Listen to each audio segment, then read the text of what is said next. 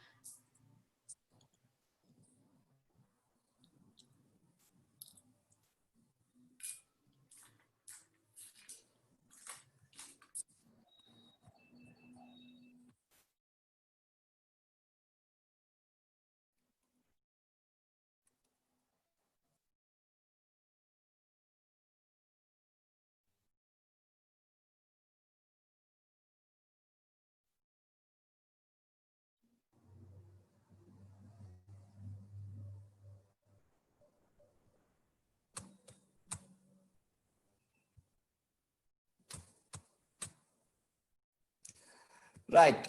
Greetings and good wishes from the Republic of South Africa.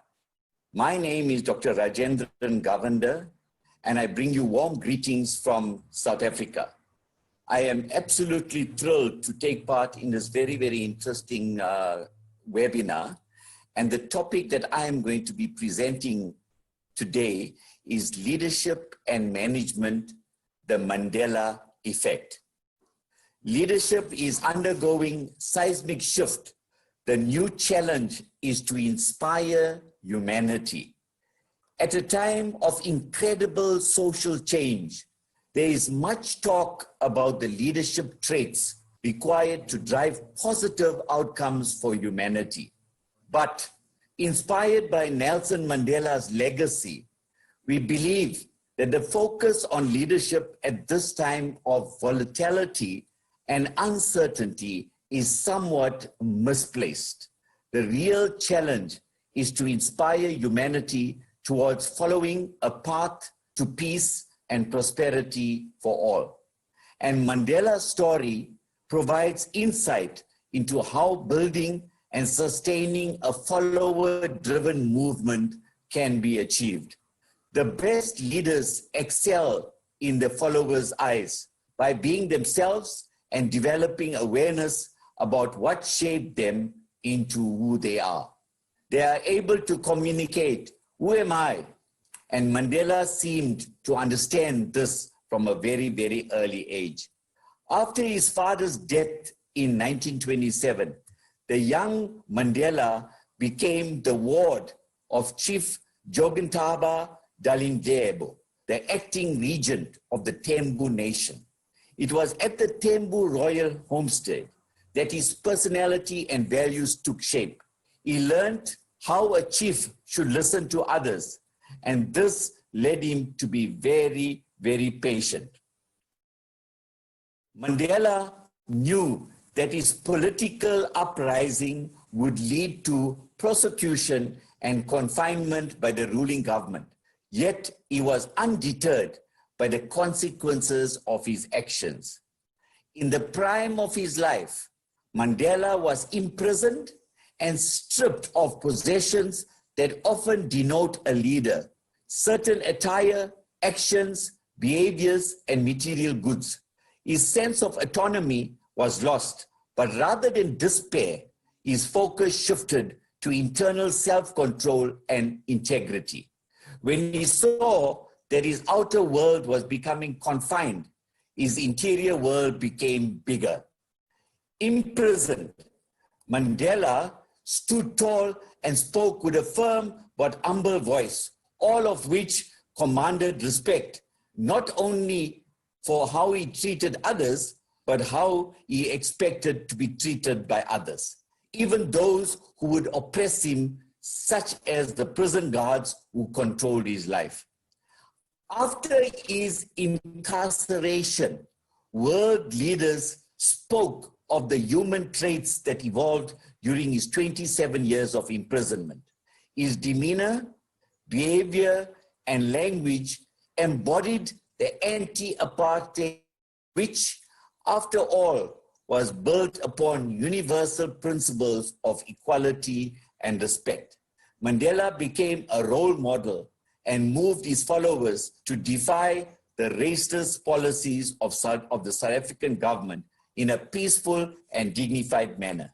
Mandela famously said, I quote, "I do not need to pretend to be someone I am not," a true mark of authentic confidence. Like Mandela, leaders of today's social movements need to demonstrate authenticity in their actions and words. The leader must have a clear understanding about what he or she wants to be known for, to draw on their own life experience to do this in an authentic way, and then ensure that these traits are communicated consistently.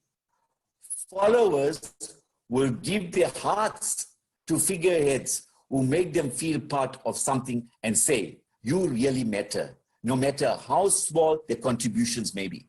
Mandela understood that very, very well. Followers want to feel part of a community. Mandela's followers sought to end years of segregation and discrimination and to become part of the struggle in achieving it. They felt empowered to adopt the necessary measures to achieve their common goals and were willing to abide by guidance given by their leader. The most powerful demonstration of this was in 1995 at the opening ceremony and final match of the Rugby World Cup, hosted by South Africa. Mandela smiled broadly and wore the Springbok, the national team's jersey, a powerful symbol of Afrikaans heritage. It was broadcast around the world. Mandela handed the trophy to Springbok captain Pienaar after South Africa's victory in the final against New Zealand. His gesture was a powerful statement, the emerging collective narrative, what is truly meant to be a true South African. The Springbok victory gave the South Africans reason to cheer together, and his actions at the World Cup inspired followers across the world too. Mandela was able to motivate followers by inspiring them towards achieving a common vision through a sense of purpose, a common sense of purpose. His ability to inspire followers required collective insight, and through his empathy and powerful social skills, he was able to inspire others towards the collective good. The final pillar of building and sustaining a fellowship base towards social change is termed the future narrative. Where are we going? As a young man, Mandela had the vision to end the apartheid system and led a campaign of peaceful, non-violent defiance against the South African government. His followers believed that his vision represented the means to end years of discrimination. Through his charisma and oratorical skills, he was able to inspire millions of people. But his vision was not limited to ending apartheid. It was about imagining a future South Africa of equality, unity, and prosperity. In his inauguration as the first post-apartheid president of the new democratic South African Republic, he described his vision for a rainbow nation. With it, he united the socio-cultural diversity of South Africa and countered previous apartheid divisions. He said, and I quote, "We have triumphed in the effort to implant hope in the breasts of the millions of our people. We enter into a covenant that we shall build the society in which all South Africans, both black and white, will be able to walk tall without any fear in their hearts, assured of their inalienable right to human dignity, a rainbow nation at peace with itself and the world, unquote. The inclusiveness of Mandela's inauguration speech was important as it led to the inception of good faith negotiations between the National Party, the ruling party at the time, and Mandela's African National Congress Party. But more importantly, it inspired a post-apartheid vision of what South Africa might become. As the country's first Black president, Mandela's monumental success provided inspiration for other leaders in the world, including Barack Obama, a former president of the United States. At a time of global volatility and uncertainty, we need more such leaders to inspire positive change, said Barack Obama. The concept of followership has been explored in the context of leadership within organizations, and the understanding that followership is a key element of organizational success has had a deep impact upon the way that many individuals approach the art of management. Mandela understood that followers demand authenticity, a sense of community, and an exciting future vision. In today's world, where we witness division and conflict across racial, social, religious, and political spectrums, we need leaders who can bring people together to celebrate what is common and shared. Now, I would like to talk about Mandela's very, very important principles. And I would like to share 6 principles that made Nelson Mandela a renowned leader. I would like to reflect on the timeless lessons from Mandela's life story that will endure for many, many years to come.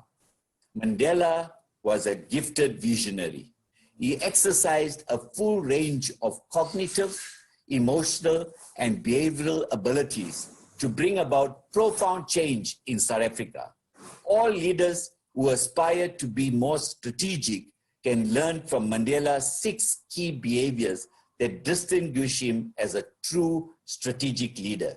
We can use these in our own leadership journeys, whether it is personal, business, social, cultural, whatsoever. Number 1, the first principle, Mandela anticipated. Mandela looked ahead and could see that South Africa's system of apartheid would not survive into the future. From his prison cell, he strategically assessed his moves and anticipated reactions. When offered freedom in exchange for renouncing opposition to the government, Mandela rebuked the then President Botha. What freedom am I being offered while the organization of the people remains banned? What freedom am I being offered if I must ask permission to live in an urban area? Mandela decided to serve out his sentence rather than exchange it for the political prison of apartheid. His vision was right. The outside world recoiled against South Africa, while local business leaders and young whites pushed for change domestically. Principle number 2, he challenged.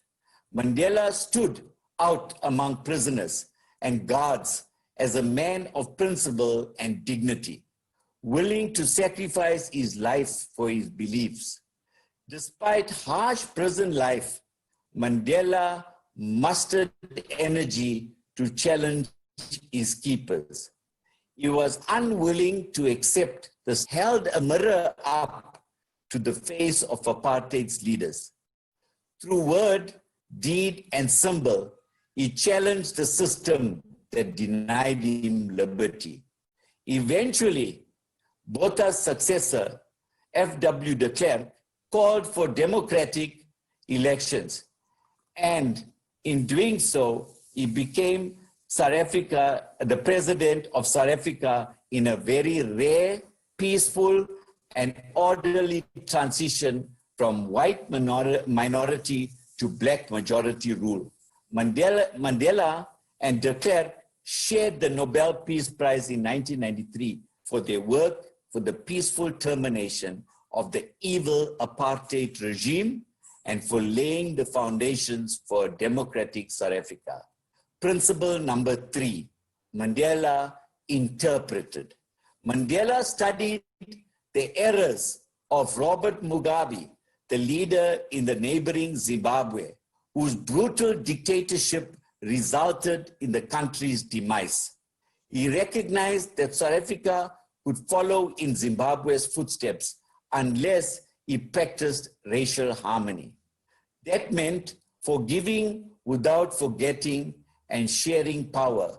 He said, and I quote, "We have to surprise the white minority with restraints and generosity," unquote.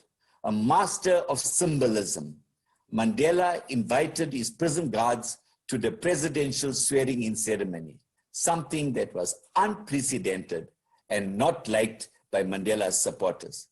Mandela's interpretation of history was spot on. South Africa could prosper as a multiracial society only if leaders mutually forgave each other. Principle number 4, he decided.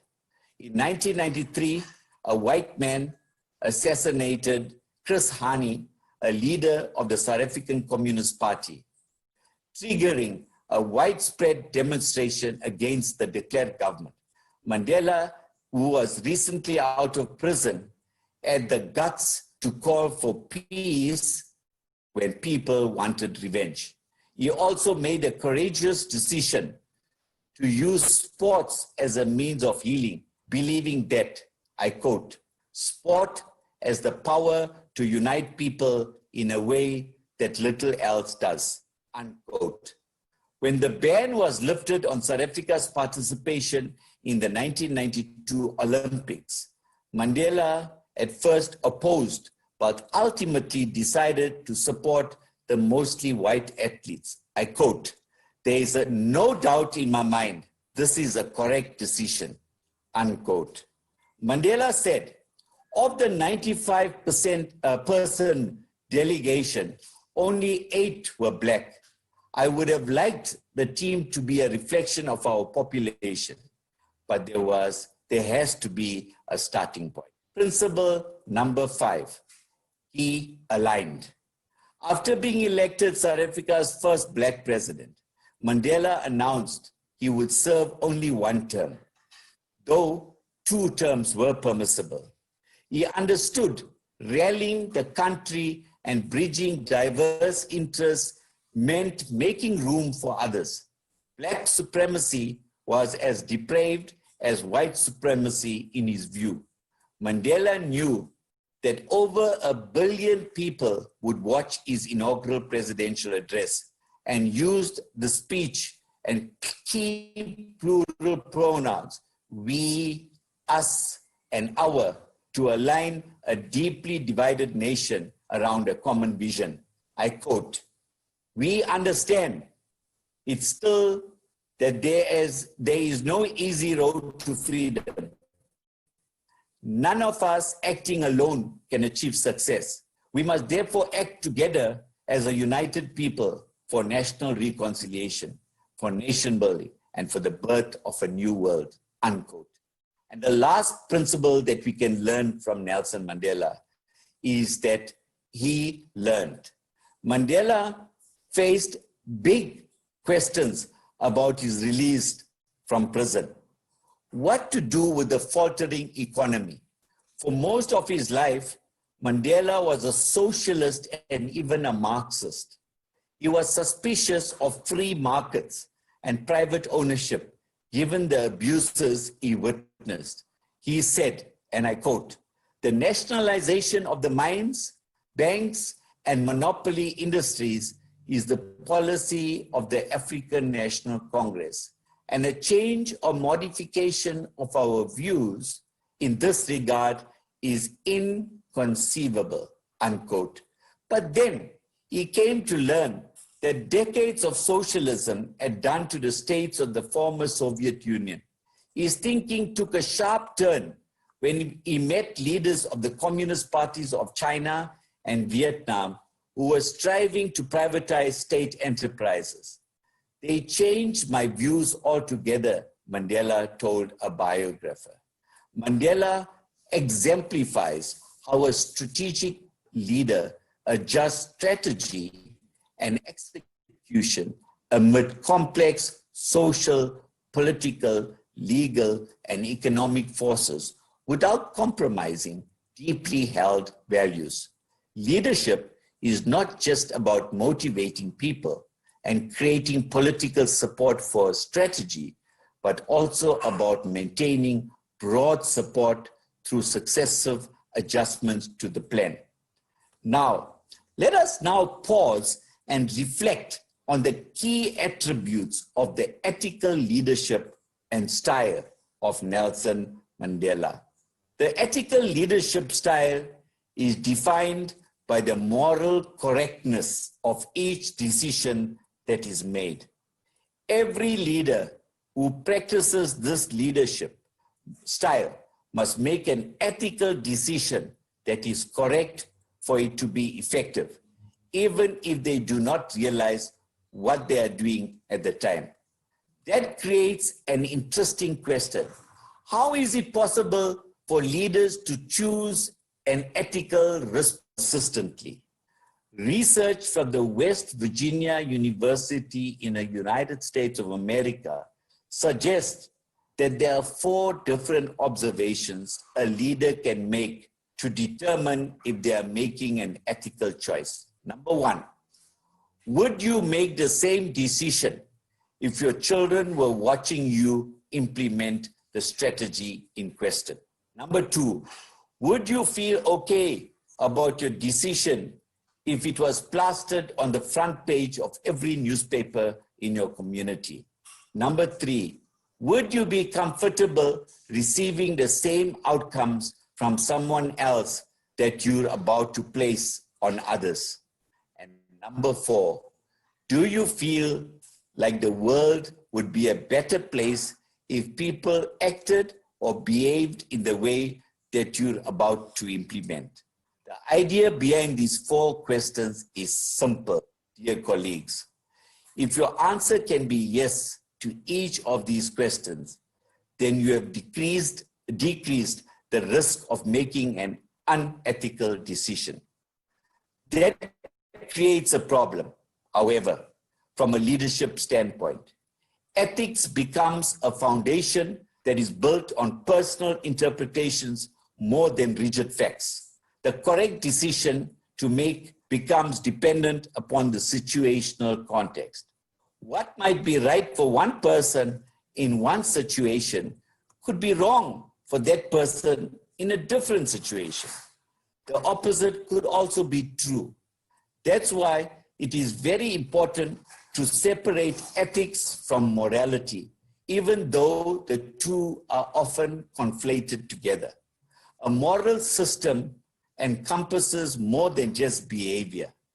It is the application of universal truths from a personal perspective that places the importance of individuality at some level of life. Following a religion is a classical example of a moral system. It is a broad set of beliefs. For the Nelson Mandela leadership style, the situation is very different. The scope of the belief system is narrowed. Morality can form the basis of ethical leadership. Let me repeat that. From the Nelson Mandela leadership style, the situation is a little different. The scope of the belief system is narrowed. Morality can form the basis of ethical leadership. Ethics, however, does not form the foundation of moral leadership. What are some of the secrets of Nelson Mandela's leadership style? Nelson Mandela had a dream that his people would be free one day. He did not stop pursuing that dream, no matter what obstacles were put in his way. Even 27 years in prison did not stop him from continuing down the path which he felt was meant for him to walk. Above anything else, persistence is the key to unlocking the benefits which come with Mandela's leadership style. Here are some of the additional qualities and traits that Mandela exhibited during his time fighting against apartheid and later when he held political office. Number one, ethics. Although some people may disagree with the idea of violent protest, Mandela embraced the idea when it was needed because he felt morally right and morally wrong from a human standpoint. The minority white leadership in South Africa attempted to stay in power at all costs, often harming the majority population in untold ways in the name of justice. Mandela taught us that there are times it is imperative to stand up and fight to protect your nation, community, and your family. Number two, communication. Mandela was arrested several times in the 1950s and 1960s before he was sentenced to life in prison for his role in fighting apartheid.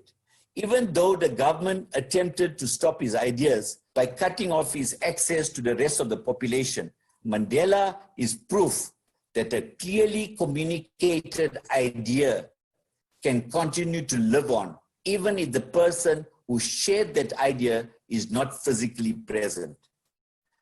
If you are consistent with your ideology and communicate your ideas to others, it is possible to create the change in the world that you wish to see.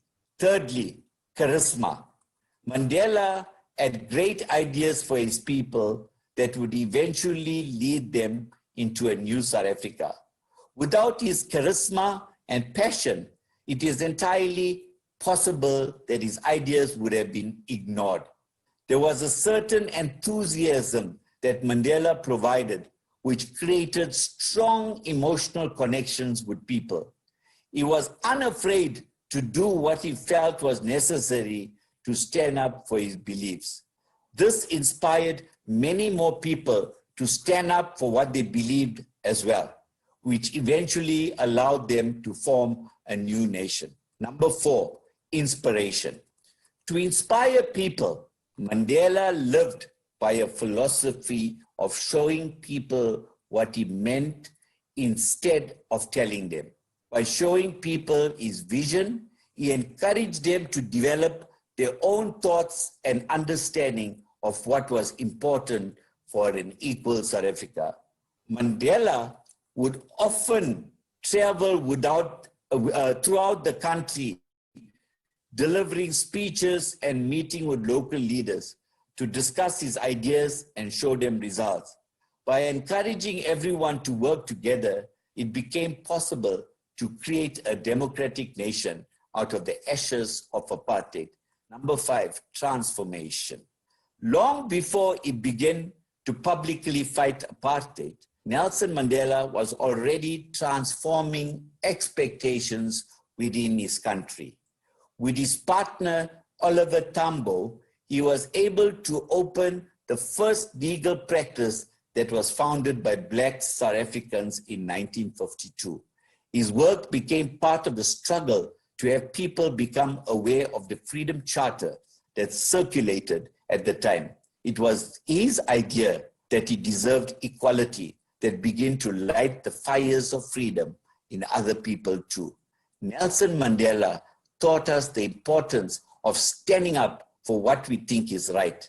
He applied his leadership concepts to his country, eventually inspiring the end of apartheid and the beginning of a new chapter.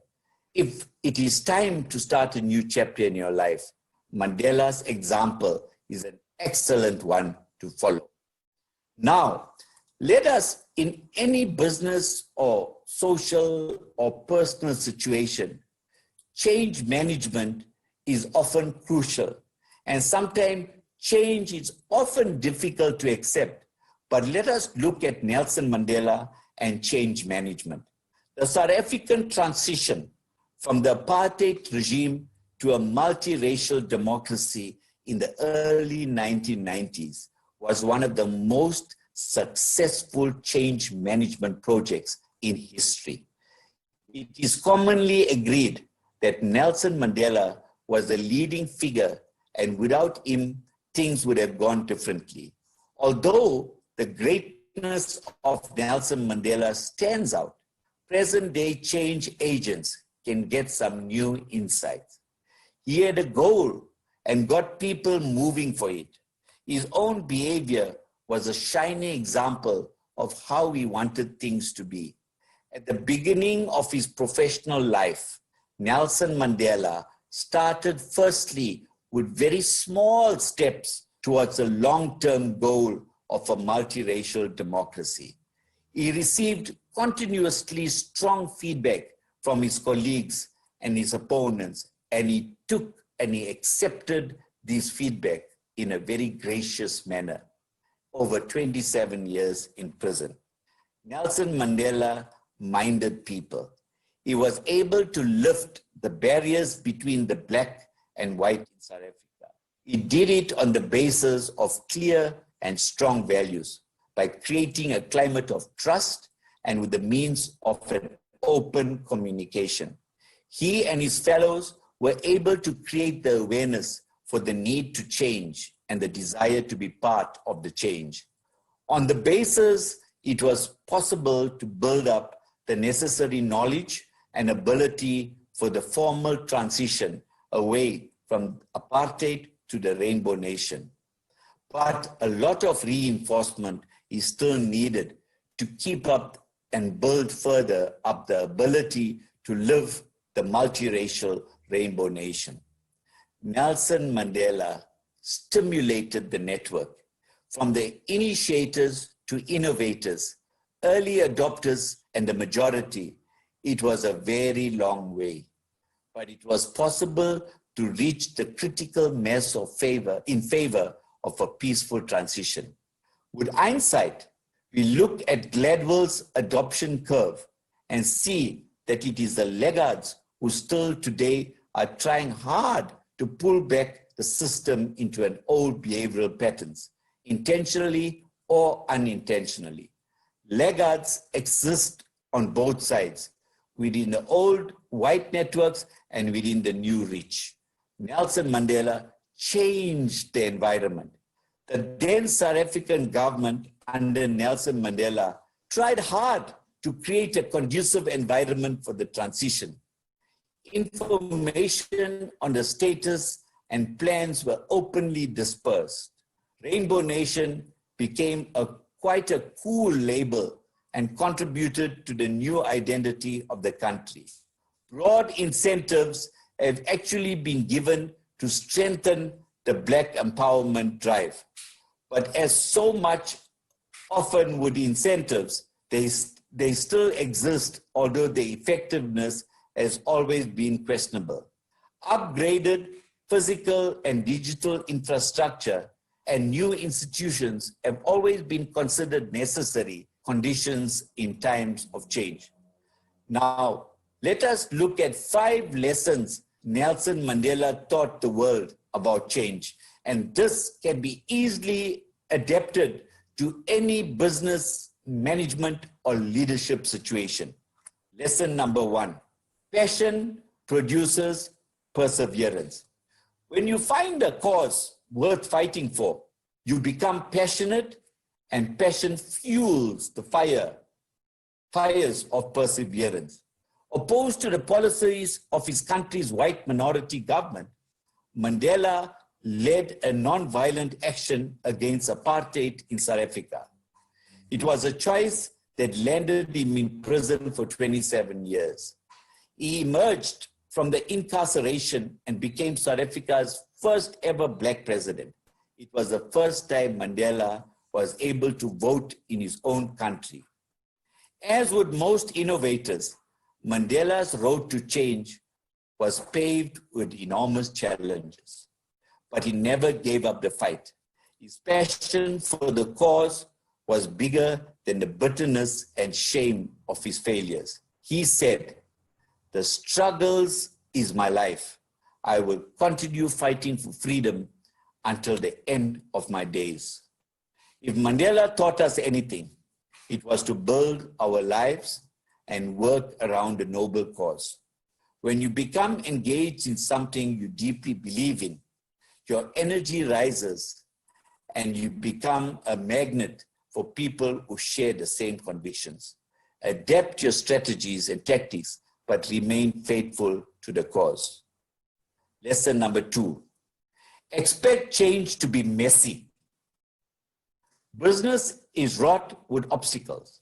Innovation and change rarely follow a nice linear path. Driving change often causes sacrifices, misfortune, and pain. If it were easy and didn't require tremendous backbone, everyone would be doing it, right? But just because you face difficulties and frustrations doesn't mean that what you are fighting for isn't right. As a partner in the only law firm in South Africa run by blacks, Mandela and Tambo, Mandela couldn't carve out a comfortable life for himself. The firm was inundated with aggravated clients seeking restitution from acts of a government that was politically, economically, and legally against non-whites. Solving a problem that really matters, change that is truly worthwhile, is hard to come by. It requires nerve to push through the trials and untimely make your vision a reality. That is why many change efforts that fail can be traced back to a failure of nerve. Lesson number 3, forgiveness is key to focusing forward. When he was President of the United States of America, Bill Clinton had a conversation with Nelson Mandela when he was President of South Africa. Years later, Clinton woke his family up at 3 o'clock in the morning to watch the press coverage of the historic day Mandela was released from prison. As the television cameras pressed in, Clinton observed the sheer anger and hatred on Mandela's face as he walked from his cell block to the front of the prison. Then in a heartbeat, Mandela's rage seemed to vanish. When Clinton asked the South African president about it, Mandela replied, "I am surprised that you saw that. And I regret that the cameras caught my anger. Yes, you are right. When I was in prison, the son of a guard started the Bible study and I attended. That day, when I stepped out of prison and looked at the people observing, a flush of anger hit me with the thought that they had robbed me of 27 years. Then the Spirit of Jesus said to me, Nelson, while you were in prison, you were free. Now that you are free, don't become a prisoner." Nelson Mandela's emotions naturally gravitated towards anger and resentment. Who's me? Then he made a different choice. I repeat, until he recognized what was happening. Then he made a different choice. Obviously, we are not totally free from conditions. Tsunamis do happen. Leadership changes. Employees are laid off. Friends fall ill and people do die. But we are totally free to take a stand in lieu of them. Mandela didn't choose to live in a world full of racism, but he was able to choose how he would respond to that world. He said, and I quote, "We don't have to be victims of our past, that we can let go of our bitterness, and that all of us can achieve greatness," unquote. Mandela taught us that at some time in our lives, we are all victims of something, but we get to choose whether or not we will be victimized. No child is born to discriminate. We learn to hate. And if we learn to hate people based on the gender, political affiliation, or the color of the skin, then we can also learn to love even in the direst of circumstances. If you doubt this, check out South Africa's Truth and Reconciliation Commission that was set up during Nelson Mandela's leadership. It is a wonderful example of the healing power of love. Lesson number 4, end right versus being right. In marriage, in social justice, and certainly in business, you can focus your energy on being right or ending right. The former is often about ego and focuses on the past. The latter is future-oriented and focuses on what you are ultimately trying to achieve. Strong-willed and determined, Nelson Mandela never cowered. He vehemently fought for what he believed in, but he was also humble and kind. You mustn't compromise your principles, but you mustn't humiliate the opposition, he once said. No one is more dangerous than one who is humiliated, he also said. Mandela understood that you can't make peace with your enemy if you aren't willing to work with them and treat them with dignity. Here he taught us about the power of collaboration and compromise. A good leader can engage in a debate frankly and thoroughly, knowing that at the end, he and the other side must be closer and thus emerge stronger. You don't have the idea when you are arrogant, superficial, and uninformed. Whether it is an employee, customer, or partner, when you engage in a debate, is your motive to become closer, to have both sides emerge stronger, or to win the argument? That is a question. Imprisoned for 27 years and then vindicated, who could endure the kind of oppression and not feel some desire for revenge? Yet Mandela reached across enemy lines and extended a hand because ending right was more important than being right. By inviting his captors to work with him to bring about positive change, he demonstrated an incredible level of integrity for the cause and remarkable capacity to forgive. Yes, when Mandela was released from prison, the first thing he did, he went and had tea with the wife of one of the apartheid leaders that was responsible for putting him in prison. That is the capacity to forgive. And by doing that, you are a true leader. In 1993, Nelson Mandela was jointly awarded the Nobel Peace Prize, as I mentioned earlier, with his former adversary, President F.W. de Klerk, South Africa's last apartheid leader. The two leaders were a symbol of collaboration and compromise for bringing a peaceful termination to apartheid and for laying the foundation for a new democratic South Africa. Mandela captured the essence of what happened this way. The efforts of a small, dedicated group of leaders worked objectively and without any vested personal interest in the outcome can help resolve what often seems like intractable problems. To be successful in business, politics, or relationships of any kind requires the ability to give and take where all sides gain more. Mandela poignantly reminded us the world can be a better place, but only if we work together to make it one. Lesson number 5.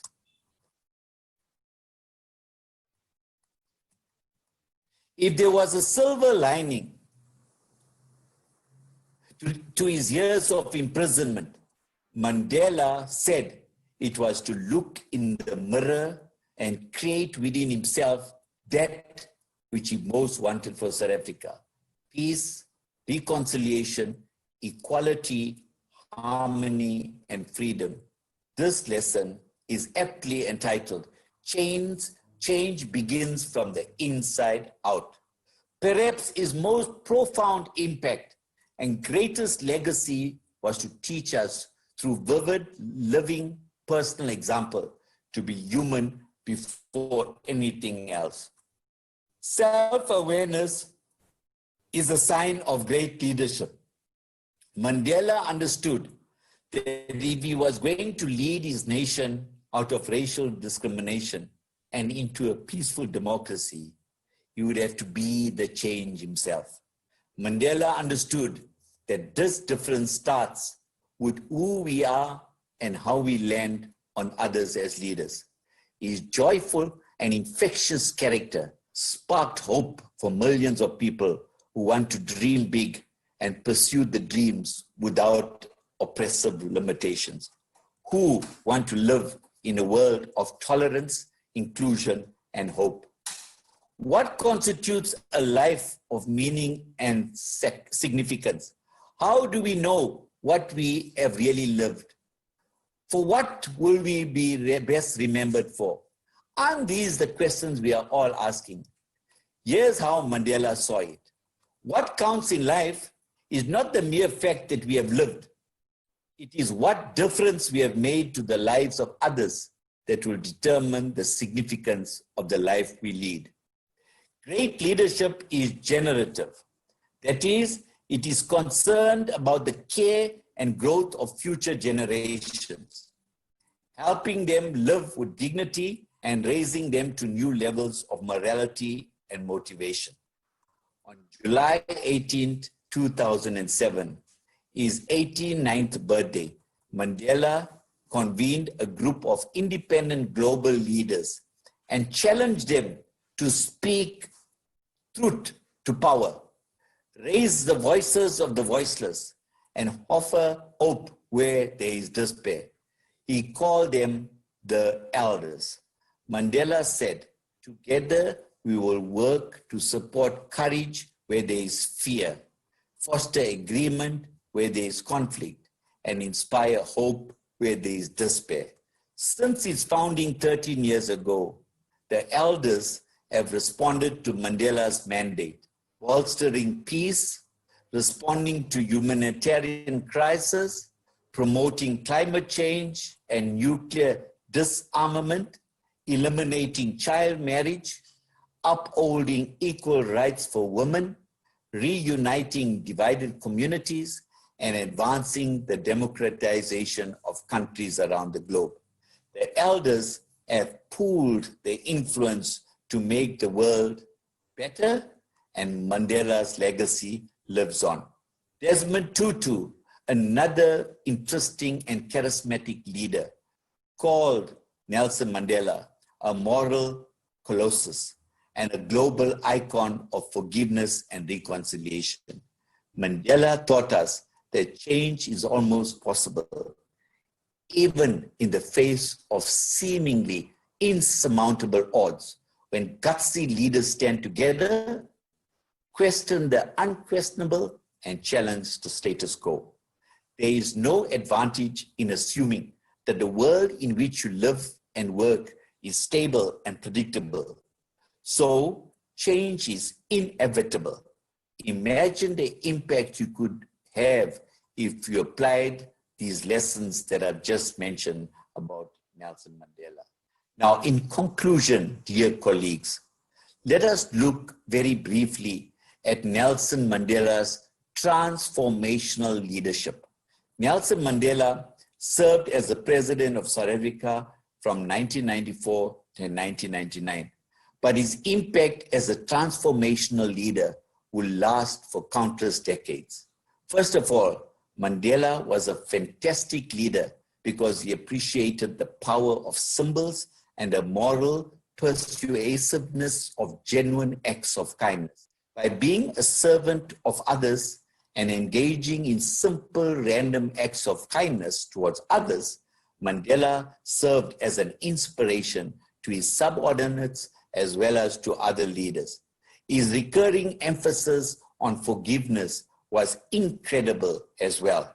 After being released from prison, he said, and I quote, "I am working now with the same people who threw me into jail, persecuted my wife, hounded my children from one school to the other.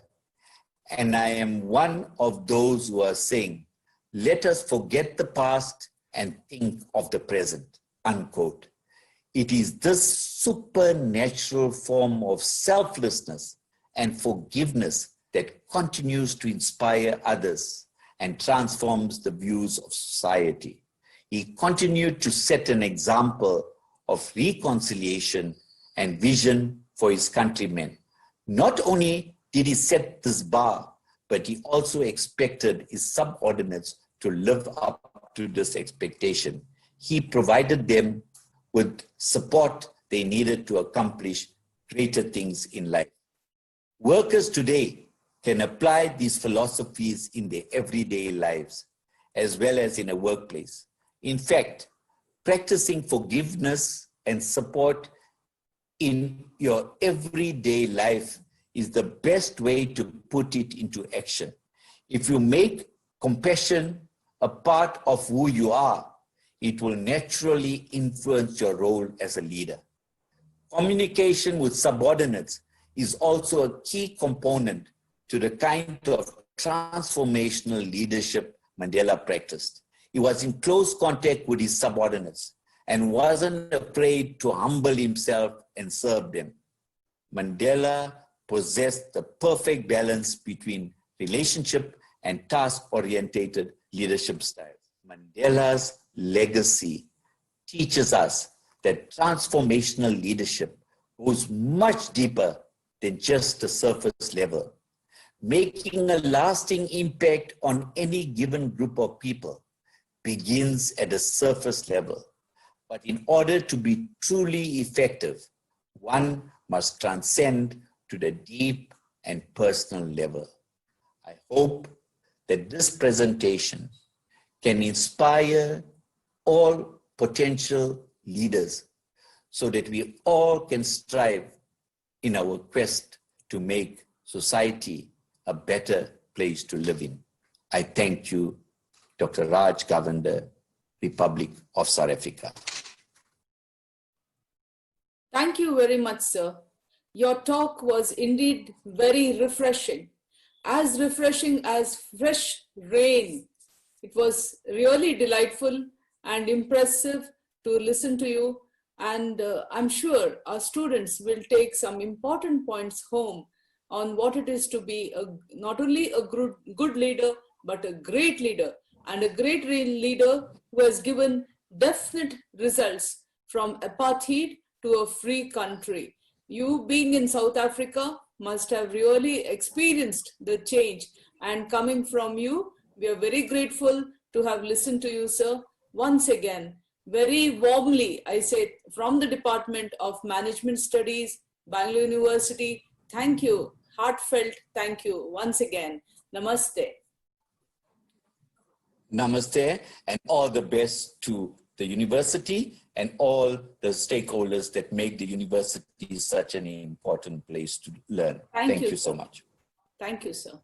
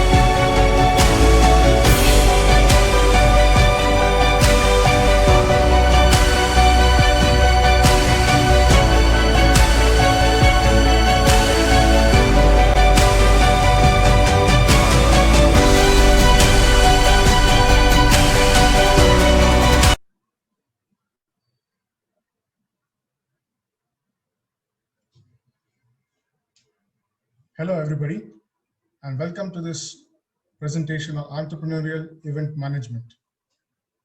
Let us begin right away. Tracing the history of events would entail tracing the history of mankind itself. An event in its universal and literal form is any occasion when something happens or something needs to be done or organized for the same to be done. The Pushkar Mela has the distinction of being the biggest attended fair anywhere in India or probably the entire world, making it the biggest event of its kind. The other major events, like all of us know, are the Olympic Games, the Soccer World Cup, the Cricket World Cup, and many other sporting events. An events organizing agency does everything from offering consultancy for a communication strategy to managing the post-event media coverage and feedback. A new breed of professionals has emerged over the past few years, that of the event manager. And the job profiles that they display starts from assessing the brief and deciding on an appropriate strategy to the final execution of this strategy. Rural India comprises of over 75,000 villages. And at one point of time, the TV penetration here barely crossed 11%. And until recently, even the internet connectivity was very bad. Therefore, to obtain the reach to this target population, communication campaigns of various corporates have had to resort to an effective strategic alternative. And that alternative was events. Marketing guru Philip Kotler defines events as occurrences that are designed to communicate particular messages to target audiences. Events which have made their presence on the marketing scene for quite some time now have been a complete multimedia package. So a new definition of events could be something like this: a live multimedia package carried out with a preconceived concept, customized or modified to achieve the client's objectives of reaching out and suitably influencing the sharply defined, specially gathered target audience by providing a complete sensual experience and an avenue for two-way interaction.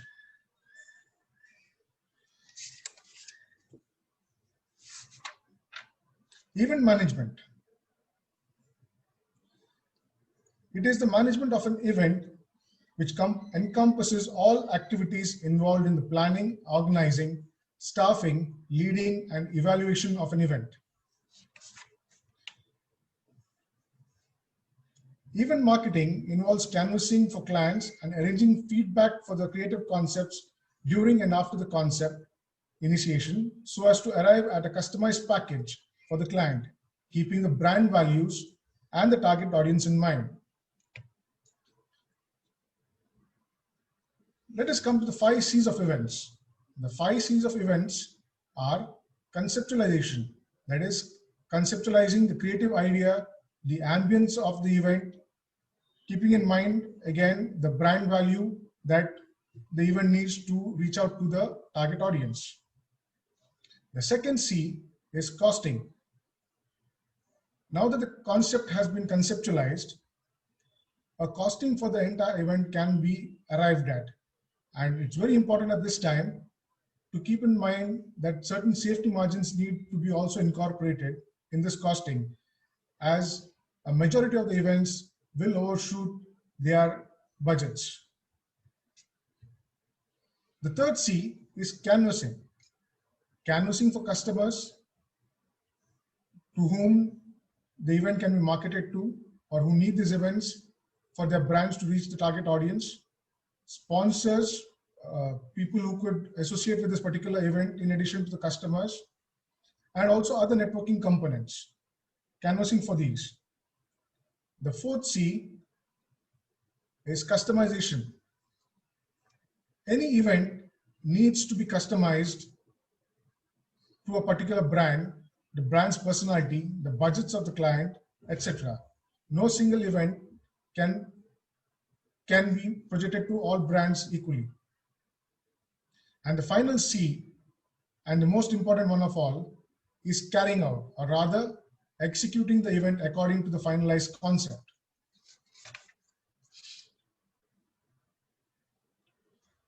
Reach. Reach is defined as the adequate number of people belonging to the target audience of the clients which is exposed to the event. In other words, it implies exposing the event to the right number of the right audience. Reach can again be divided into external reach, which is from the event networking, and the actual event reach during the carry-out phase of the event. The actual event reach is the number of people from the target audience who actually attend the particular event. External reach for a sponsor to get enough mileage out of an event, adequate targeted pre-publicity and advertising are essential, thus making event networking critical for the success of any event. Without an adequately planned publicity campaign, the benefit of reach would be lost. An event also gives a brand the advantage of interaction. Interaction is a process in which there is an exchange of various types of information between the clients and the target audience. As the audience is directly involved in the proceedings of an event, it strengthens the recall factor. All brands today are after not only creating the brand image, but also after recall factor, enabling their target audience to recall the brand values. And there's no other media campaign or advertising platform, unlike that can compete with events in giving this recall factor to the target audience. From the client's point of view, interaction aids in convincing the audience, and from the audience's point of view, it enables them in clearing doubts and apprehensions that may exist in their minds, since it provides an avenue for airing these doubts.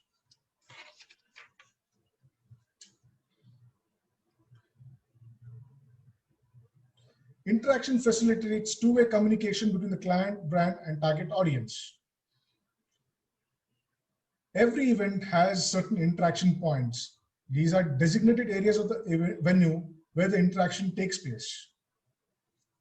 These interaction points need to be designed to suit the interaction objectives. Interaction points are those designated areas of the venue along with the particular time slots where the interaction is to take place. Generally, we will see in any event, there will be stalls of the sponsors which enable the target audience to interact with the brand managers who can clear the doubts of the target audience. These are nothing but interaction points. Interaction can be direct interaction or indirect interaction. Direct interaction takes place between the client and target audience during the actual event. Studies have shown that the audience for any medium remembers by fitting new expressions into the framework of what they already know. Indirect interactions are those that are built around the event but not during the actual event itself. Point of sale or point of purchase interaction at a retail outlet is an example of an indirect interaction. Events that are designed for a mass audience usually need to provide for the loss of interaction opportunity during the event.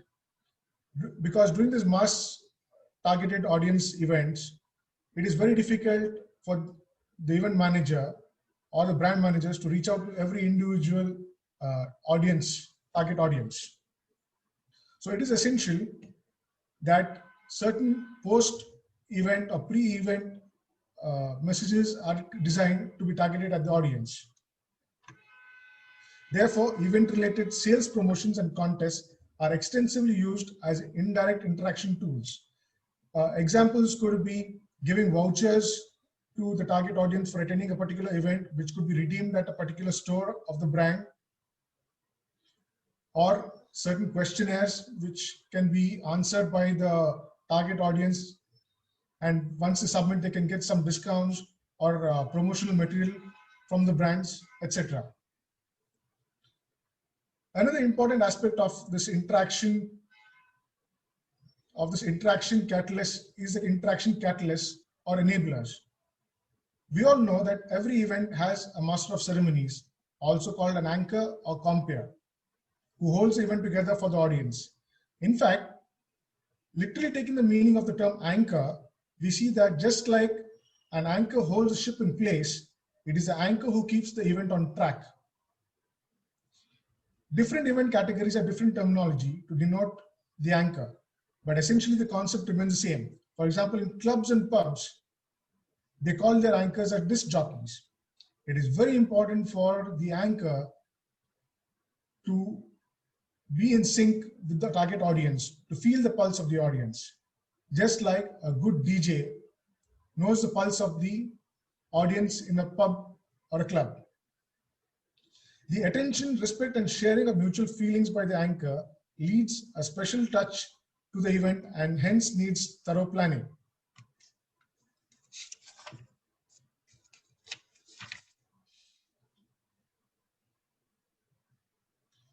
Here is a reach and interaction matrix. It's a very interesting matrix which shows the different types of events and where they stand in the reach, in the terms of reach and interaction with the target audiences. Exhibitions like trade exhibitions, business exhibitions are very high in reach. That is, the potential to reach the target audience is very high, while at the same time they give a high potential for interaction with the target audience. Special business events. Special business events could be events like when a particular new product is being launched, the company wants to have a launch event, and this gives and we all know, if we've attended such events, that these events are high in reach and interaction. Next come competitive and artistic, which are high in reach, but interaction is very low. Normally, this is competitive like sports, or artistic like music festivals, dance performances, where generally the target audience doesn't interact much with the client or the brand or the artist. But the reach is very much there, and brands can get their, companies can get their brands promoted very well in these events. Events that are low on reach but high on interaction could be cultural, like fairs, what we call melas in India, which are quite a plenty all over the country. So the reach is low, but interaction is very high in these events. And last category of events are charitable events, where both the reach itself is low as well as the interaction. So there's not much interaction happening, but people come more for the charity out of their social responsibility, if I can mention that. Before we go on to the key elements of events, let us go to the aspect of why events. An event literally brings products to participants in an innovative and personally involving manner. The target audience is personally involved in knowing the brand, interacting with the people, promoting the brand. No other form of promotion gives this kind of effect, like I already mentioned. Events can subtly yet effectively reinforce the brand image of the product or service in the interest of the consumer through an event association using celebrities, locations, and or acknowledged industry leaders.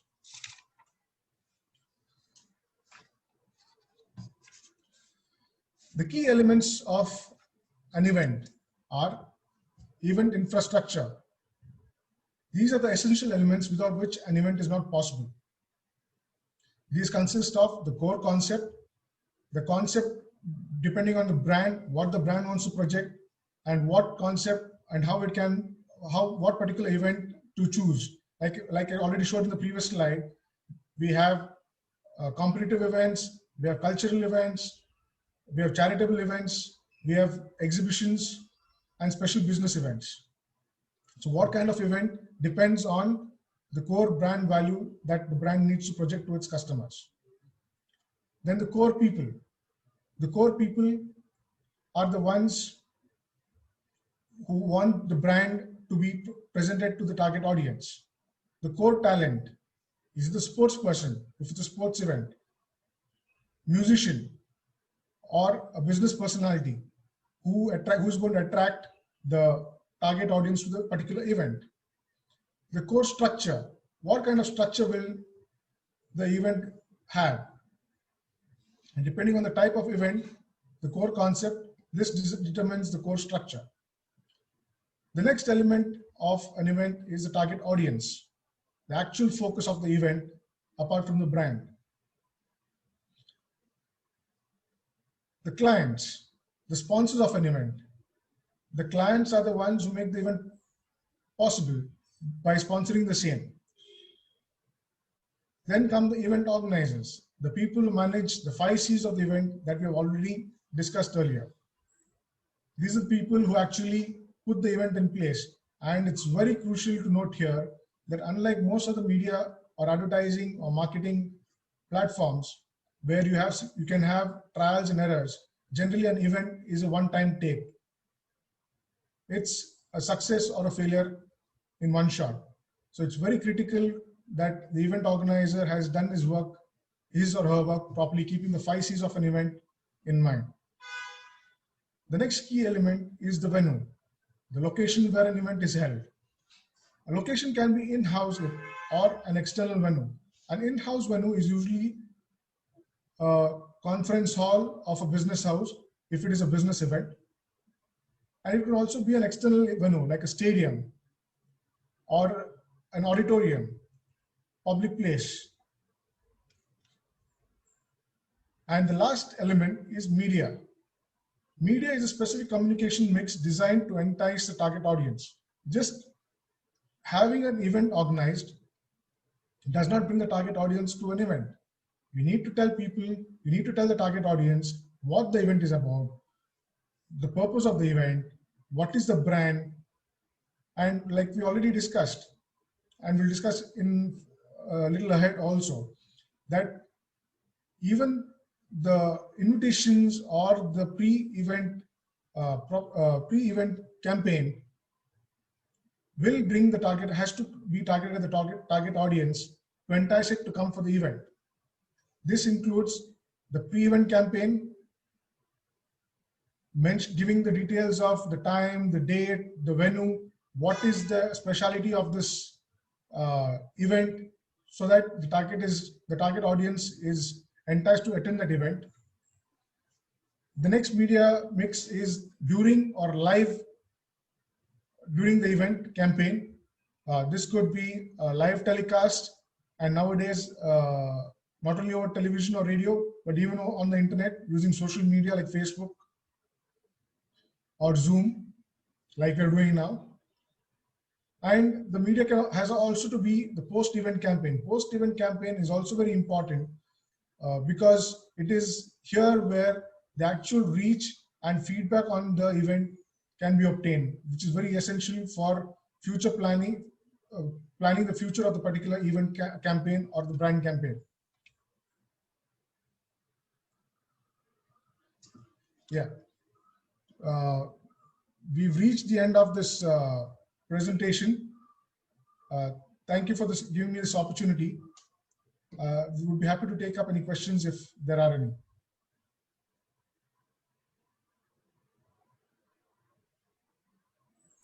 Thank you, Lester. How many, have you stopped? I would like to thank you for this wonderful session. I would say that we saw the whole concept of events and event management in a brand new light, thanks to your talk. It was obvious and evident that the main critical success factor of event management is the identification of all tasks and resources, finally leading to micromanagement. You have effectively covered all aspects of event management I think our students, when they do an event, will take off many points from your speech. Thank you once again.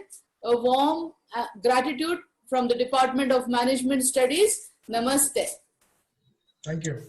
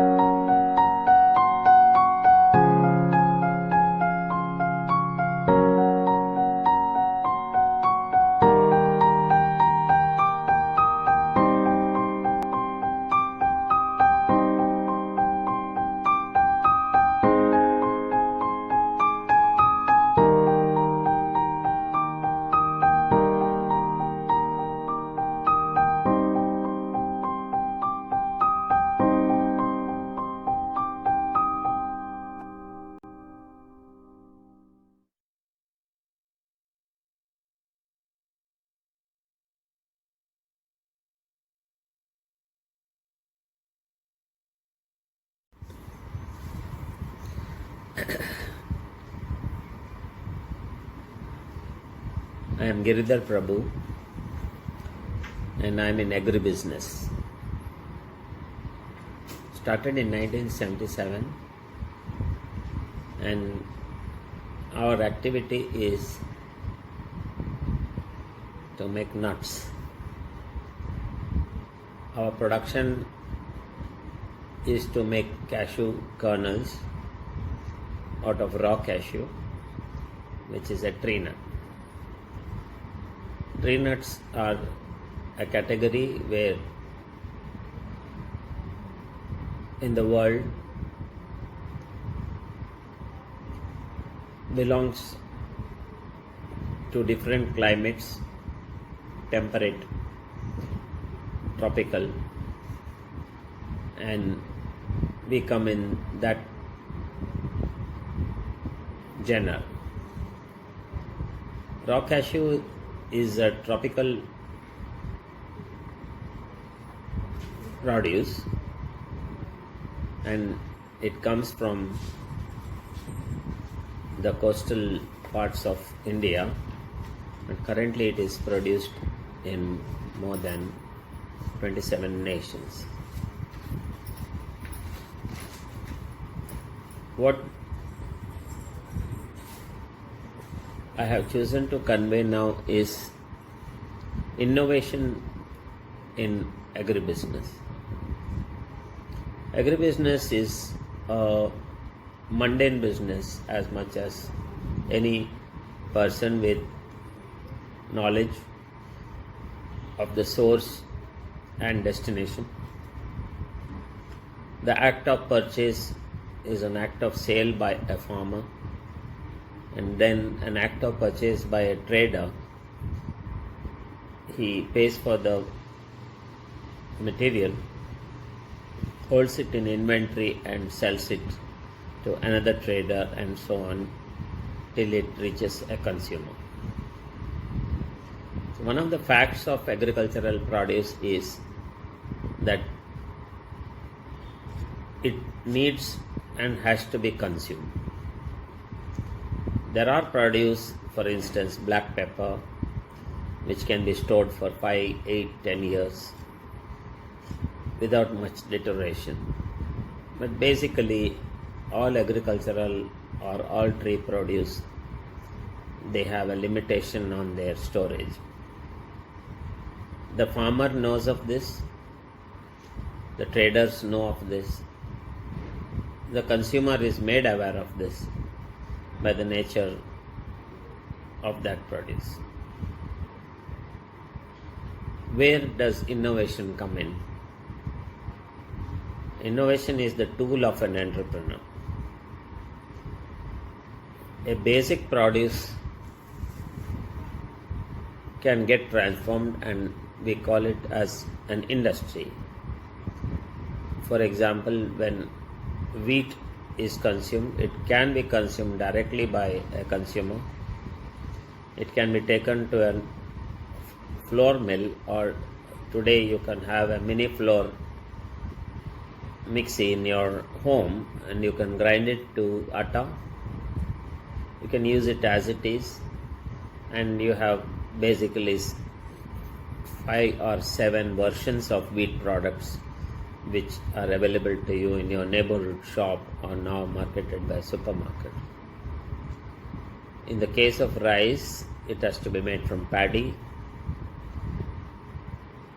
Therefore, innovation in agribusiness is currently a vast topic as more and more consumer demands are being placed in the marketplace. Being consumed by human beings, it is subject to vast regulation. For instance, in the United States, you have the Food and Drug Administration, which has considerable restrictions, even as they permit imports freely from any nation in the world in the interest of the American consumer. These could include certain safety features like presence of pesticides or chemicals. These could include possibilities of adulteration, meaning misdeclaration of the product as one produce instead of the others. It could also imply that when it is brought into a nation, it does not harm other aspects of the nation, and these are called as phytosanitary measures. There is need to be a deep awareness on the nature of the produce in order to be a participant in an agribusiness process. Agribusiness can be exotic in these times. When you make something unique available to a consumer, which is not ordinarily available, we call it a specialty.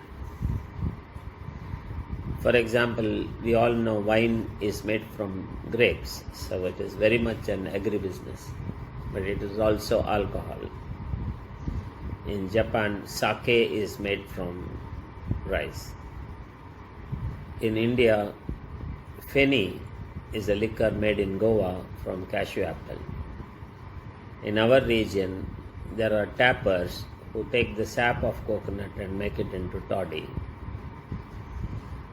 Beer, other than water, contains hops, sugar, and it is brewed.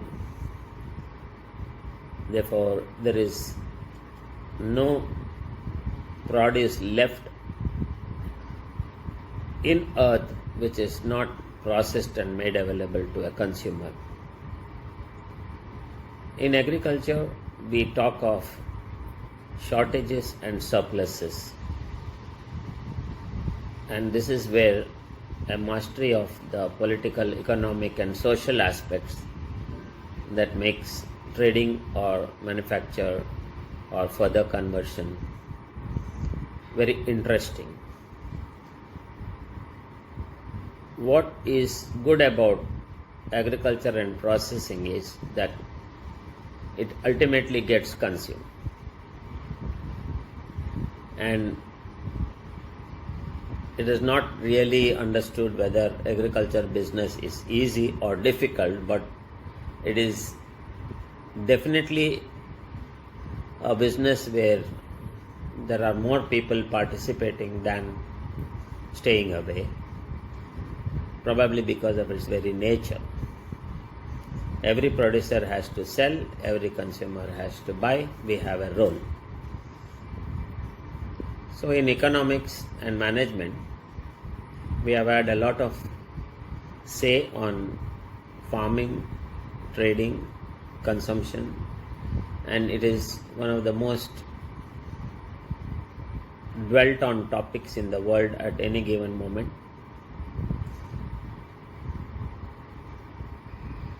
We need to understand every aspect of any single produce before we can say that we need to have innovation. There is a difference in the role of a trader and an entrepreneur.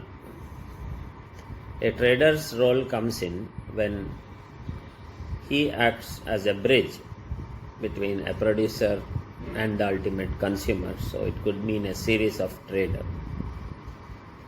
An entrepreneur is defined as a person who shifts resources from a lower to a higher yield. Agricultural produce offers this opportunity.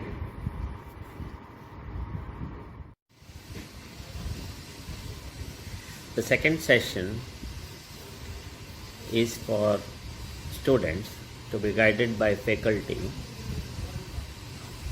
in all the disciplines.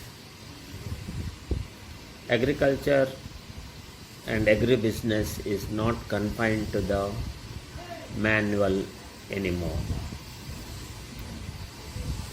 In today's term, it is called as the value chain. There have been studies in IIM by brilliant persons on the concept of farm to fork. When you eat a salad and you have olive oil, which comes from Mediterranean countries, as a dressing, need not be that you use it, you can use coconut oil as well. But the greens, you need the cabbage and the tomato and the cucumber or whatever you make a good salad which is healthy, and you eat it with a fork. So from the time the farmer picks out the cabbage of the day and it goes to the market and the consumer buys it, it is called as a value chain. And today we have hundreds and thousands of media reports that tomato prices have crashed, tomato prices have gone up, the farmers are in agitation, they put crushed green chilies under a tractor, not finding produce. Where does the deficiency lie? It is not in government. Government is not a producer. The farmer is the producer and we are the consumers. In the socialist and communist mindsets, what a farmer has to do or not to do, what the trader has to perform or how he has to perform, the consumer is denied of choices. All this is now, we are in a market economy and we cannot do without studies. Please understand the difference between study and research.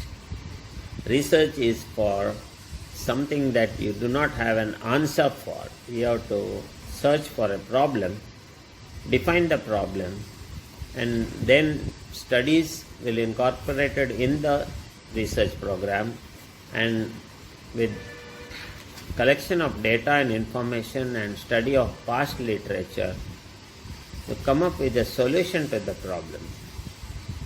In business, we study human behavior. A trader opens a shop in the morning and closes in the evening. He is not here to study. He comes in and opens the shop waiting for the first customer to come in till the last. He is in the marketplace. Therefore, unless we have the components studied, we wouldn't come to the right potential for innovation.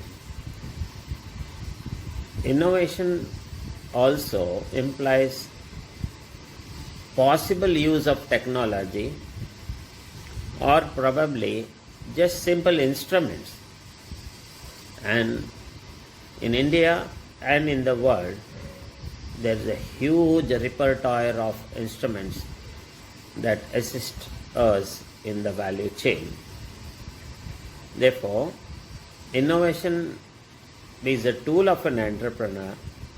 The entrepreneur's job is to shift the yield of a resource from a lower to a higher level. Sometimes it is confused for that anything started new, we call that person an entrepreneur. In today's world, in India, the word startup is used. We are all part of startups in the past too. Only thing is, we used to call it a new shop opening, a new industry opening, a new enterprise opening, and whoever opened a new shop would be called a trader. If he is a trader, if he is a industry, or if he is a service provider, newness is not entrepreneurship. Now, entrepreneur can be an individual and none other. An entrepreneur need not be an individual like me working independently. Anybody can be an entrepreneur inside big organizations. And all the big names that you have seen in India growing and the world and the success stories, the presentation, all the speakers on TED, they bring in the stories of newness, they bring in the stories of entrepreneurship. There also is a need to understand what is industry and what is mundane everyday activity. This falls into the area of business administration once you establish the business. There are certain processes involved. I am very particular about the definition of entrepreneur and a startup, and what students need to do about this is extend your extracurricular time, not necessarily classes, but in today's classes you have got assignments, you have got internship opportunities.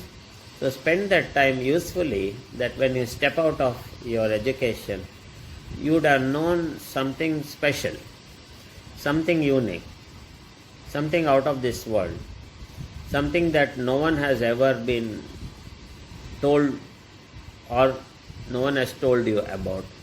And this comes from observation skills. And observation skills are individual. They are skills. But some of us have a huge talent for observation. And that is where you make a difference. Part 3 of what I need to convey to you is the very old story. What came first, the chicken or the egg? What came first, the seed or the tree? What came first, the harvest or the planting? Agriculture is always cyclical, and the farmer acts in accordance with nature, and it is known that farmers conquer nature. They turn land into something that could produce, and whether it is a small farmer with a holding of 1 hectare or a large farmer with 30 hectares or very large farmers like in Canada or US who manage 1,000 or 2,000 hectares, all of them basically make produce out of the earth, but they cannot do it without inputs. And therefore, the first part of agribusiness is supply to farmers. In India, there are seed companies, fertilizer companies, pesticide companies, people who give inputs, equipment like tractors, and every need of a farmer, whether agriculture or horticulture, is available at a price. There are other tools required like the farmer would need a bore well for taking water deep out of his land, or channel water from an irrigation system. All require pipes, pumps, and related equipment and supply. So it is the first aspect of our requirement that this cyclical preparation has to be met in advance, and whatever you do to make that is also partly requirement and partly speculation.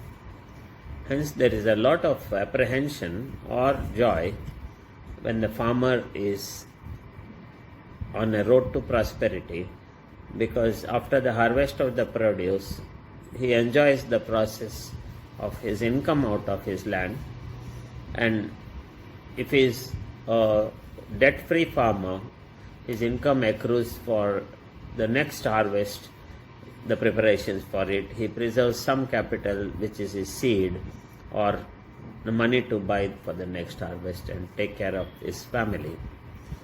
Therefore, the trader or the businessman is found in every village or a network of villages, and a trader will establish himself. Wherever in the world there is farming activity, there has to be a trader. And sometimes the trader who gives the inputs is also the channel for the produce.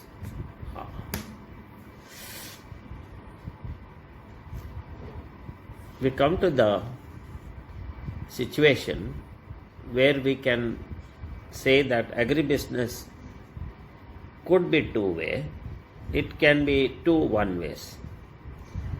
Ultimately, the trader has to reach it to the end consumer, and when a trader sells it to a manufacturer or industry, then it is a business of produce.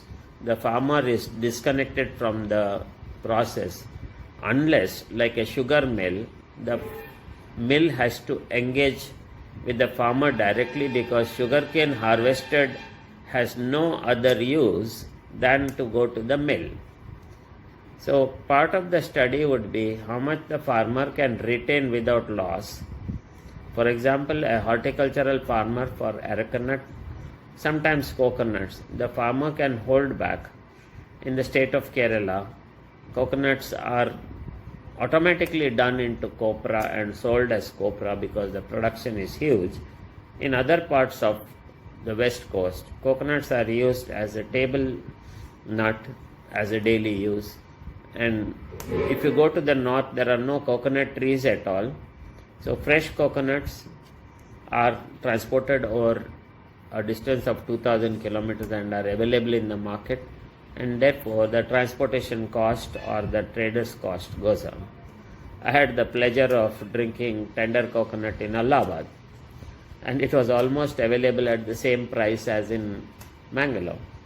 The point here is that anywhere there is a use, there would be a supply which is paid for. There is nothing gratis in trading. A trader does not be present to give anything free. So this is a principle that involves in the current scenario, where agricultural products are converted into ready to made, ready to eat,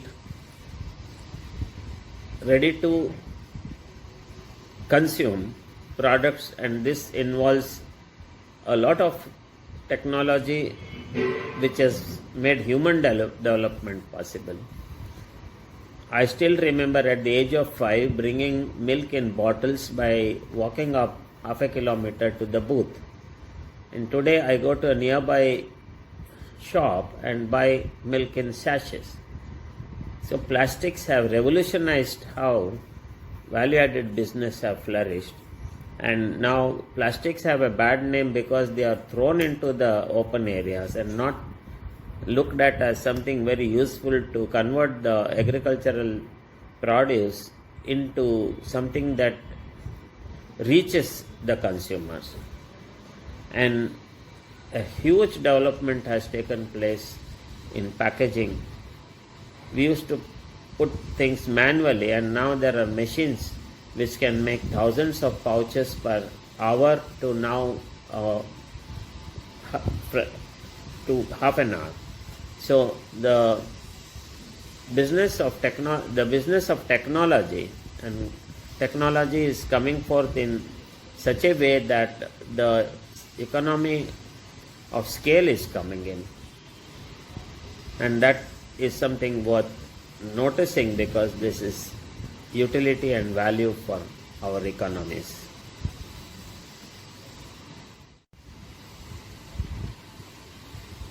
We now come to the topic of the three pillars which rule our lives: political, economic, and social.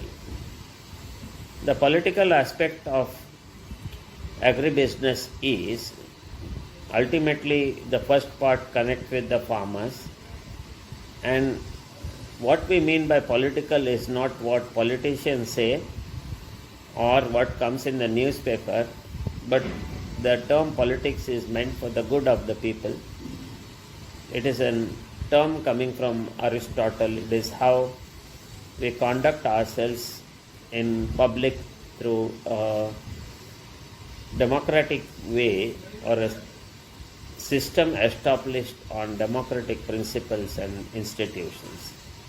So we are governed by administrative jurisdictions like a village, a panchayat, a town, a city corporation, a state, and the nation. So political also means that you are governed by regulations that are imposed on the farmer, and it comes in the area for the farmer that, like how he gets the water supply, or how he is enabled and how he is protected, how he gets state support, and these are influences. We call that as policy and administrative influences on agribusiness. So normally to start or sustain or end an agricultural business is not merely restricted to the political area, it also goes to the economical area. Economics is a topic as much as in business administration or business management. It governs the area called as economic laws. They are not as perfect as the law of gravity or the physical laws or any other system of understanding nature, where there are fixed laws and where there are variable laws. For example, climate and weather are not governed by anyone, they happen. But economics takes into account all of these factors when it generates the possibilities that govern agriculture and its activity. And prices are a very important factor in the value chain. So what the farmer sells at is observed keenly, more keenly by the trader, but it is also having an impact on all the citizens of the nation, because it is now the theory of exchange.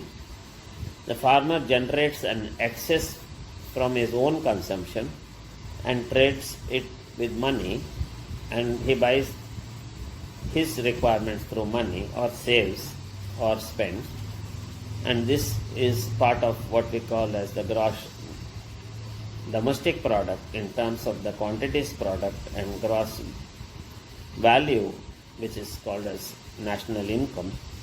The farmer's income would be his sale prices minus his cost of production. So when the trader is handed over the produce in exchange for money, then economics rules. It's called the law of demand and supply.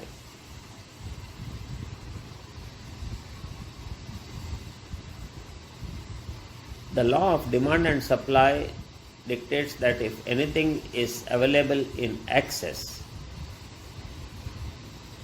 then if there is no demand for it, the prices should fall. And if the demand for the produce is in excess of the supply, prices would rise. And that is why agricultural prices are not constant but keep fluctuating unless the trader or an agency or the market mechanism gives the harmony to it.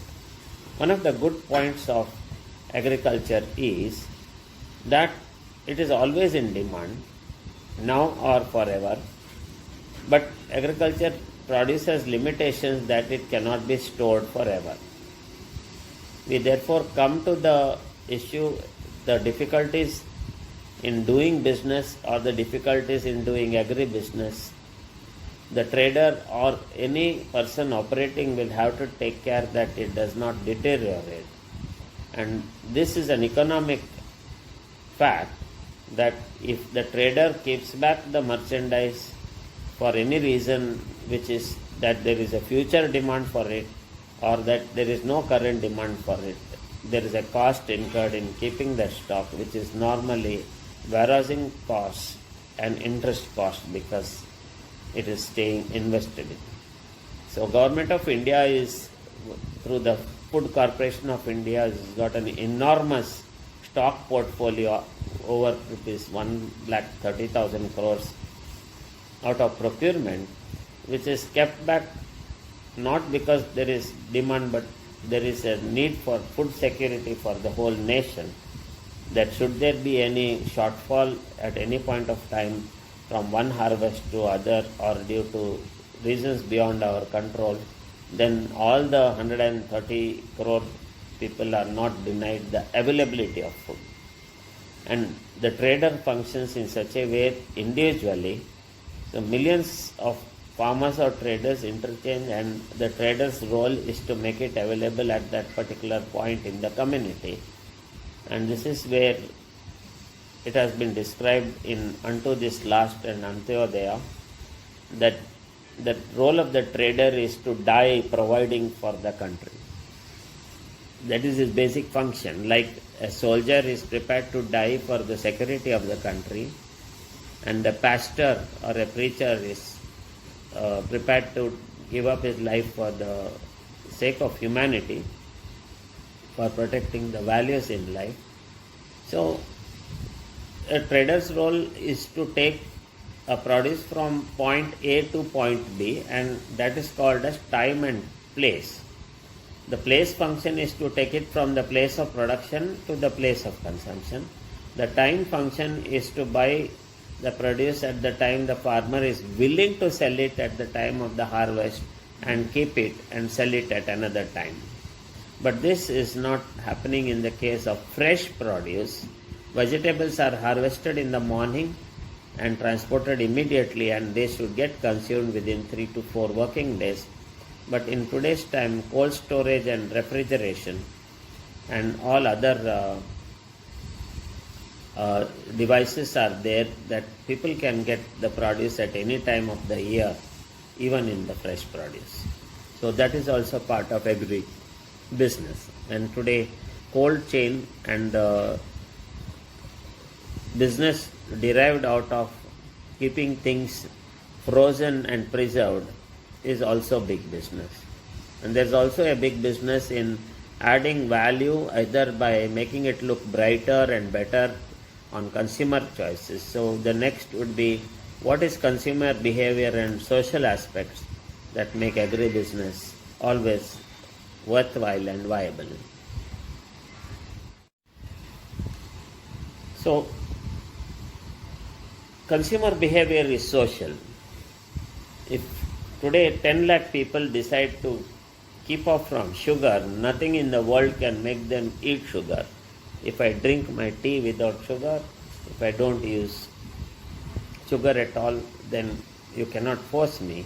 So this is where the information links are very important, and trader knows all aspects not by a factual situation, but all traders require to know it for their own survival or thriving or sustaining. So please do not be under the impression trader always makes money. The visible ones do, but every business has its birth, which is you start a business, then growth, then you grow it, then you sustain it. But if you cannot sustain it, the business dies. at that location, then the customer goes elsewhere or the business goes elsewhere. And this could happen due to political as well as due to economic reasons, that it is not viable for the trader to operate. And then a different set of organizations come up to help the farmer, like their own cooperative, or in some cases the government steps in by mandate that no producer should be denied the opportunity to sell produce when the producer decides to cultivate. Therefore, what is social is the fact that a farmer is a very important social person, or the group of farmers in rural areas and in villages. Obviously, in cities and towns, we don't have farms, but in my morning walk in my city, I found that there is still arecanut grown in a very small portion of the city, and a tree here or there. We are a city, and people grow vegetables on terraces. Those are all hobbies. But when you talk of cultivation, it is not commercial, but it is social. As much as in a commercial plantation, like you have huge plantations in Malaysia for palm oil, or huge areas for rubber cultivation in Thailand, Malaysia and India in Kerala. There are plantations for arecanut or plantation for coffee and tea, where the land holding is relaxed, that any person who is having that land can cultivate to the extent of the land, and there are mechanism for small holders also to grow coffee.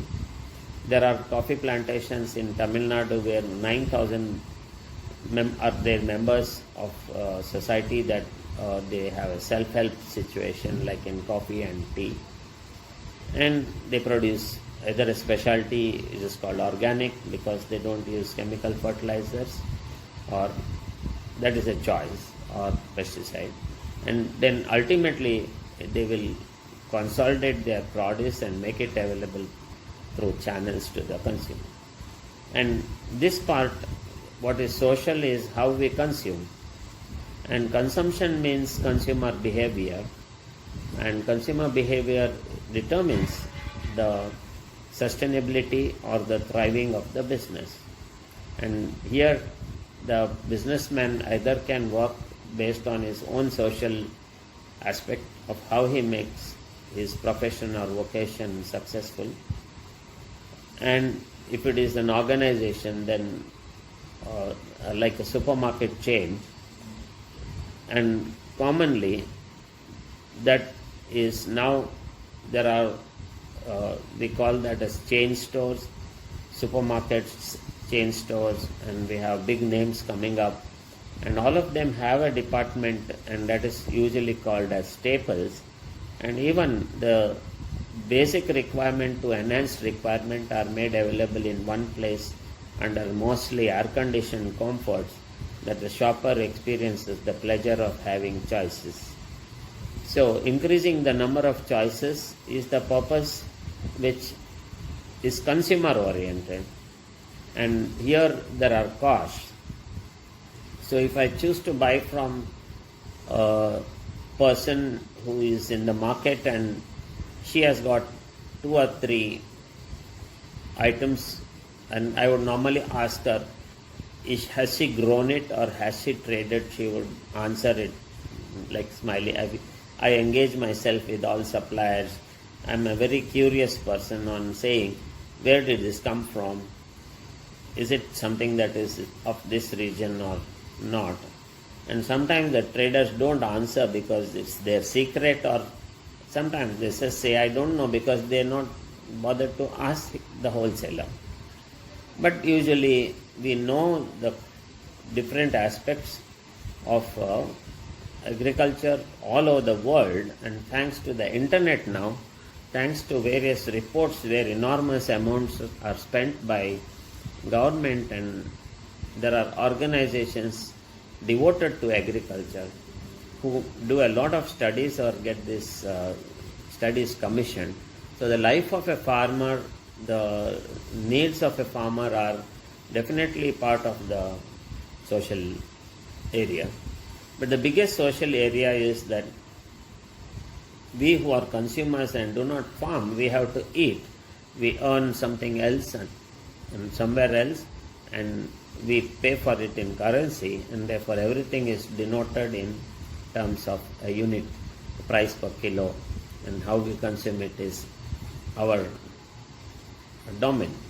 And agribusiness determines the last point, that once it gets into the households, but there is an enormous now services area which are called by trade associations HoReCa, hotels, restaurants and caterers.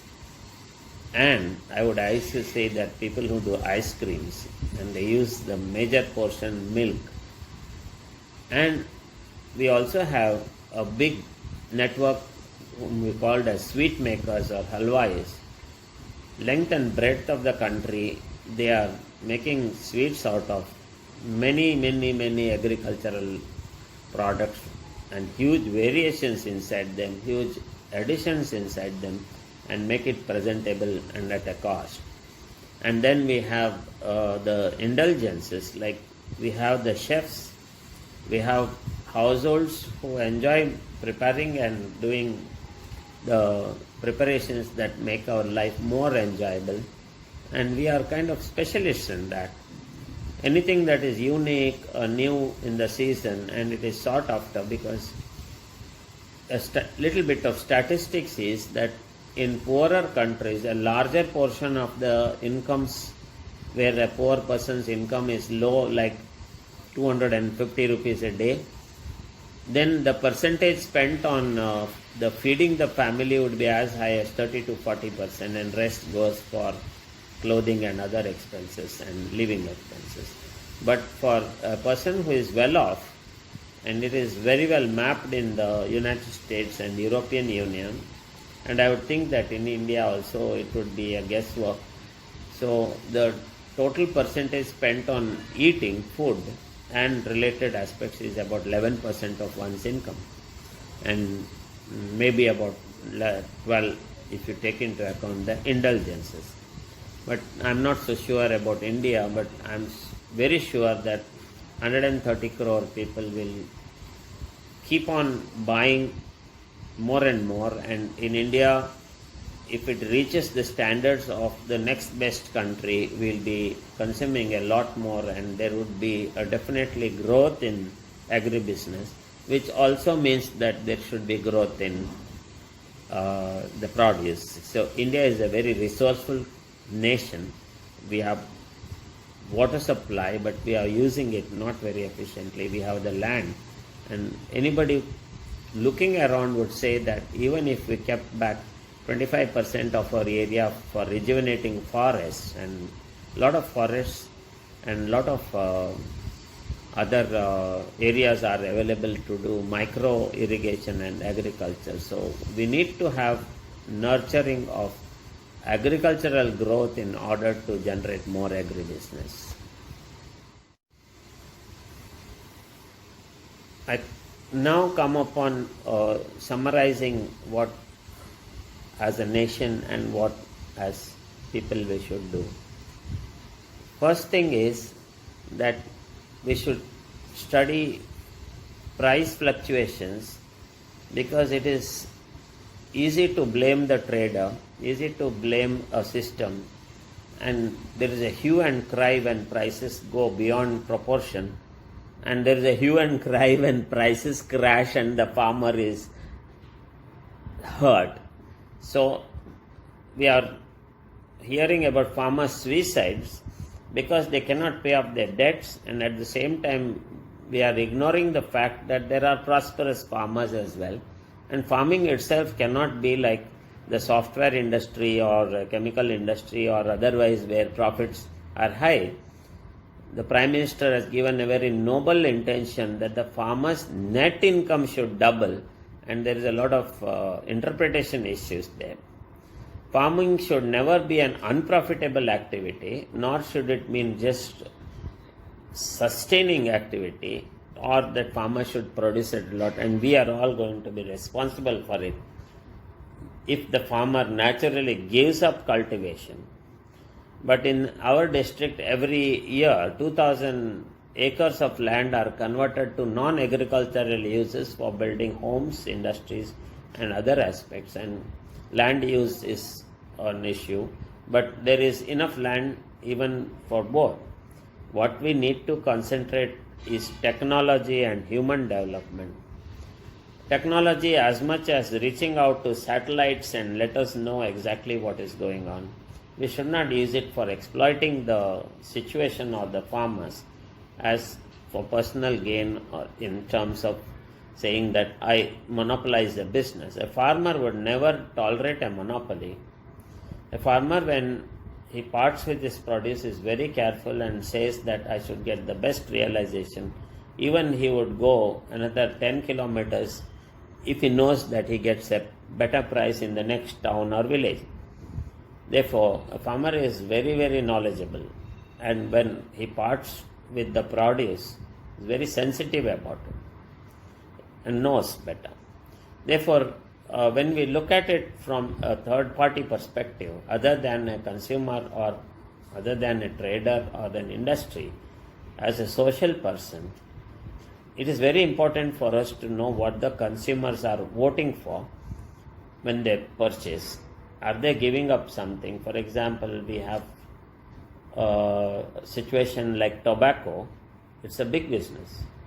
And tobacco cultivation is not considered sinful, but smoking is also not something sinful, but it is a man's condition compelling a person that when he smokes. But when he smokes, he burns money. And we used to say that when you consume a packet, you are making the government richer. So the tobacco farmer will produce as much as the tobacco industry would buy, but otherwise, if there is no demand for tobacco, the farmer would turn to vegetables or some other produce.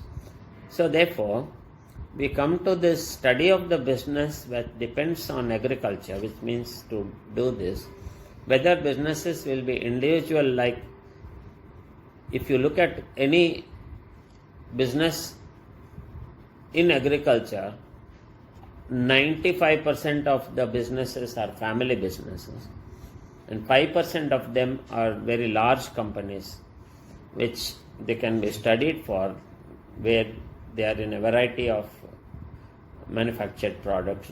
But there are very good companies in the world which are family owned or publicly owned, which also indulge in the supply chain, which means up to the point of the farmer, or from the farmer they create the chain in order that the businesses and supply to the supermarkets and how it is consumed. So agribusiness is a good topic to study and improve on, and the role of innovation here is cutting costs has a limitation. You cannot push back to the farmer lower than what his cost of production is and you allow him to survive.